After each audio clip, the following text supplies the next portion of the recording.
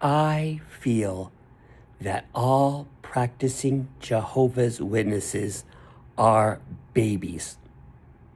They're not preteens, they're not teenagers, and they're definitely not adults.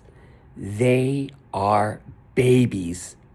And I'm going to tell you why.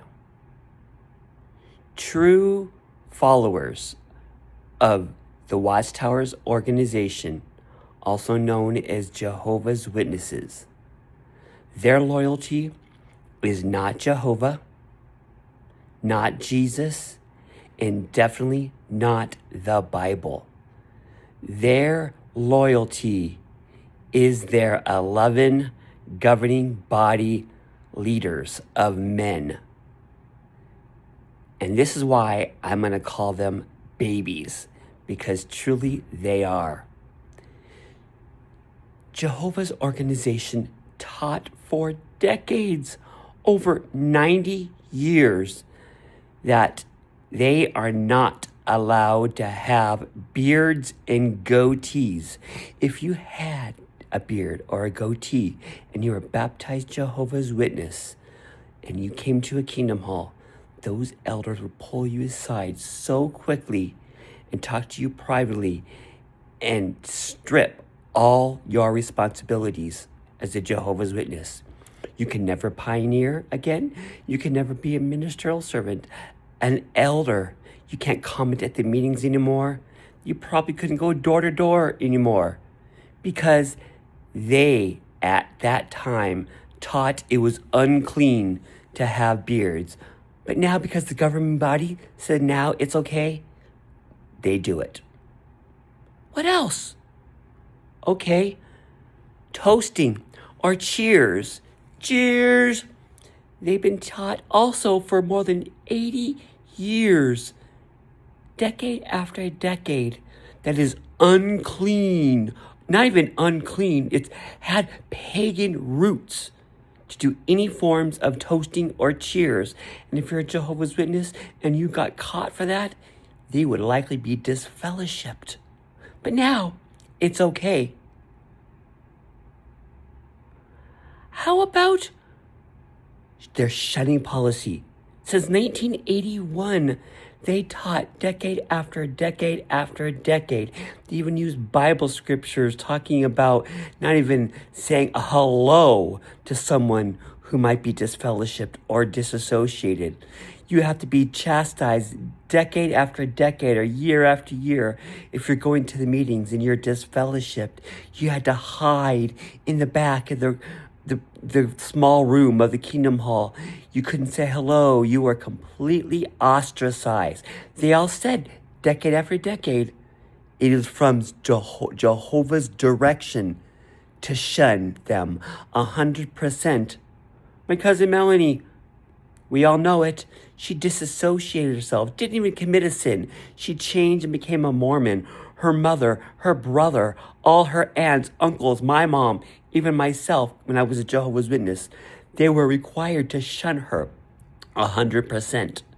But now, 2-3 years ago, now they say, not because of Jehovah, the governing body has an update. Now it's okay if you're disfellowshipped or you're disassociated and you're going to a local kingdom hall, Jehovah's Witnesses, their choice, could just do a quick greet and just saying hello. Nothing serious, can have a long conversation. Again, for decades, they said it was from Jehovah, even using the Bible, not even say hello to them. But because the governing body says now it's okay, then it's okay. How about the dress grooming? I guess they were taught for decades also that Jehovah's Witness sisters in their congregation were required to have dresses 24/7, not allowed to wear any form of dress pants. Now, because the governing body says it's okay, they could do it. Brothers, Jehovah's Witness brothers, again, they were taught for decades. All my life as a Jehovah's Witness, you are required to wear a suit and a tie. Now it's not a requirement. People are out there doing their cart witnessing wearing a polo shirt. OMG. When I was a Jehovah's Witness, if I wear a polo shirt and doing preaching or going to the Kingdom Mall, OMG, those elders would pull their butts in privately and said, you are not allowed to wear a polo shirt and you're not wearing a suit and a tie. The reason why it's a change, because the governing body says it's okay. And the last thing, they taught also for decades that the moment the Great Tribulation begins, and if you spoke to Jehovah's Witnesses in the past and you weren't interested, or if you're disfellowship or disassociated, not trying to come back to the Watchtower's organization, the moment that Great Tribulation begins, game over. Jehovah's gonna 100% destroy you. No ands, ifs, or buts. You can't come back. Now, the governing body, not Jehovah, not Jesus, not the Bible, but the governing body actually admit on their JW broadcasting, don't even know the answer anymore. They actually say they don't even know anymore. And that now, if the Great Tribulation, even if you're disfellowshipped, and the Great Tribulation comes tomorrow, and you could show proof that they are right and everyone else is wrong, you have that last chance returning and becoming a Jehovah's Witness. Before, again, for decades, they said the second that Great Tribulation starts, you have no chance to come back. Now you get that last chance to come back after the Great Tribulation. So why preach anymore if you have that last chance returning as a Jehovah's Witness? I don't want to make this a long video. It's already been 7 minutes.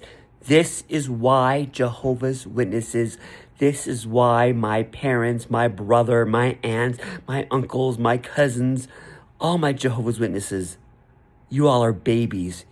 You just do whatever the governing body tells you. And please, shut up with your twisted cherry-picking scripture in Proverbs 4:18. It says that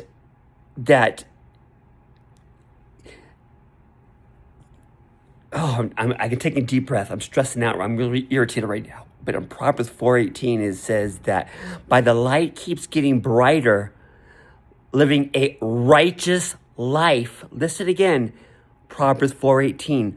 By those who are righteous, living a bright light with the dawn of day. But then in verse 19, it says, then those living a wicked life. Righteous life, wicked life. Righteous life, wicked life. Righteous life, wicked life. Proverbs 4:18 does not talk about Jehovah being wrong and giving a new light. But Deuteronomy 18:20-22 very clearly teaches that anyone prophesies in the name of Jehovah and fails, doesn't say you get another light, better understanding, a governing body update. If you prophesy in the name of Jehovah and it fails, put that accuser to death and have no fear. Walk away. Come on, people, wake up. Jehovah's organization, all you are is a miserable, horrible religion. Thanks and have a great day.